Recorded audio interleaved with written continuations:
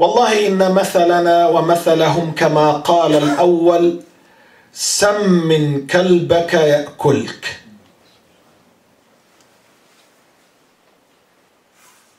They are coming as guests and they stay in our Medina and they stay in our houses. Who they? The Prophet and the Muhajirin.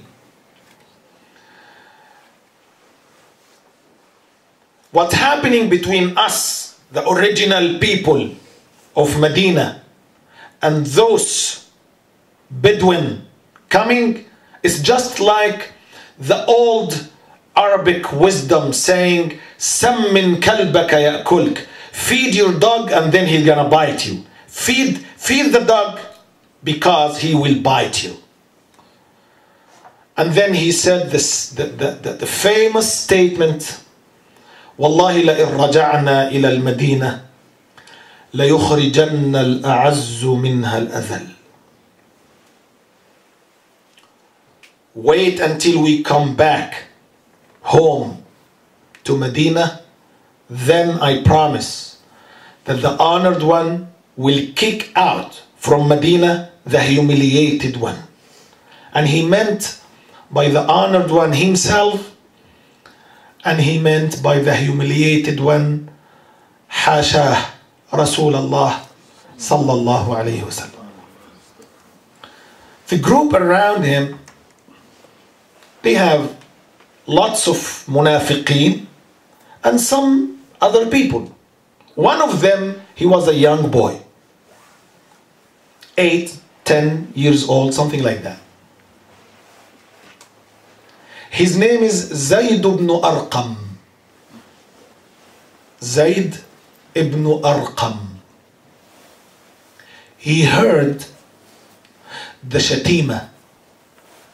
He heard when that person called the Prophet names. And when he said that he is the honored and the Prophet is the humiliated one. It was very difficult upon him to talk to the Prophet, that young boy. But he spoke to his uncle. And his uncle told the Prophet about what that boy heard from Abdullah ibn Ubay ibn Salul. Let me mention to you that the hukm in Islam here, that he's facing the punishment of death. When you say this about the Prophet Muhammad, then you have to face the punishment of death. The Prophet ﷺ starts to consult Umar ibn al-Khattab and some other companions. Some companions from Al-Ansar, they said, he's a very young boy. Maybe he didn't properly hear the statement. Maybe he understood something else. The news fly back. The news fly always. The news fly to Abdullah ibn Ubay ibn Salul that the Prophet heard about his statement. Abdullah ibn Ubay, he ran to the Prophet and he sat on his knees saying, Wallahi al-Azim, ma qultu hadha ya Rasul Allah. By Allah, I never said that. Then the companions that they had the opinion that maybe the little boy he mistaken delivering the statement, they said, see, maybe he didn't say that. Then the Prophet ﷺ let it pass. Who was in sadness day and night? That boy. Because now he's in a picture of a liar. He was very, very sad until the Almighty Allah revealed to the Prophet that that boy, he is honest. And the liar is Abdullah ibn Ubay ibn Salul. The Almighty Allah said, يقولون لئن رجعنا إلى المدينة ليخرجن الأعز منها الأذل ولله العزة ولرسوله وللمؤمنين ولكن المنافقين لا يعلمون. The Prophet went to the boy. Look how the Prophet humbled himself. He went to the boy and he said, أبشر أما الله فقد صدقك. Receive good news. Allah subhanahu wa ta'ala mentioned that you are honest. You are the one. 8 years old, 10 years old boy. Then something amazing happened. Look at the shaking of the body of the ummah. We are not talking about just stories before getting sleep.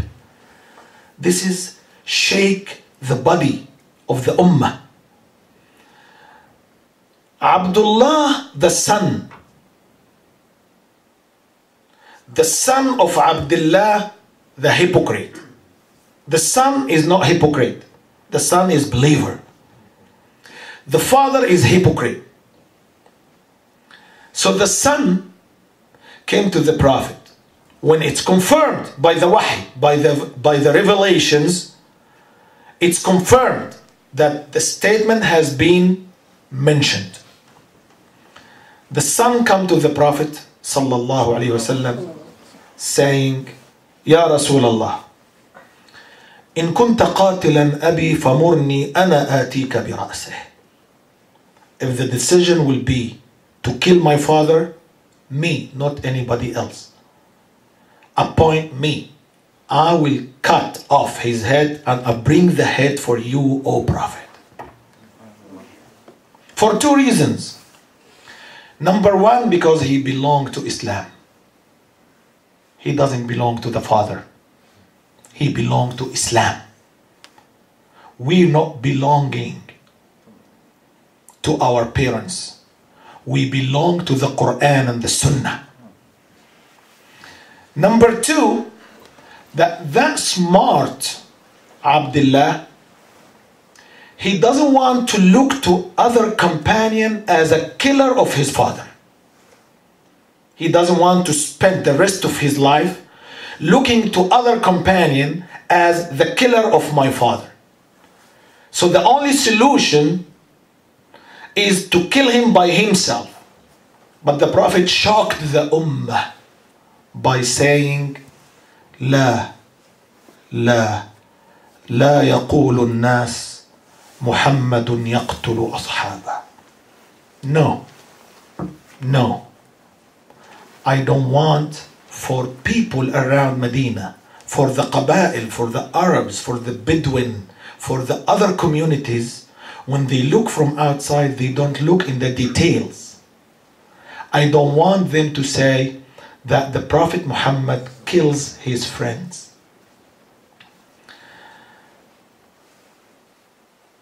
When the time to come back to Medina, do you know what happened? Authentic, amazing action. By the gate of Medina,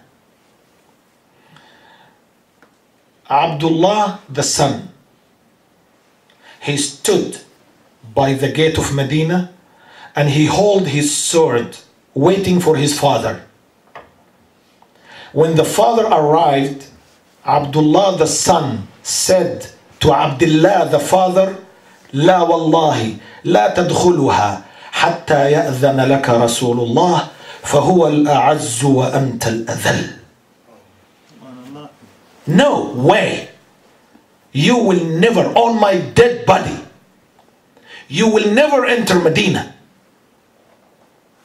until you get the permission from the Prophet ﷺ, because he is the honored one and you are the humiliated one. The son saying that to the father, holding his sword to his face. Get the permission first from the honored one, the beloved Prophet sallallahu alaihi wasallam. Again and again, the one who have the biggest heart, he gave the permission for Abdullah ibn Ubay ibn Salul to enter Medina back.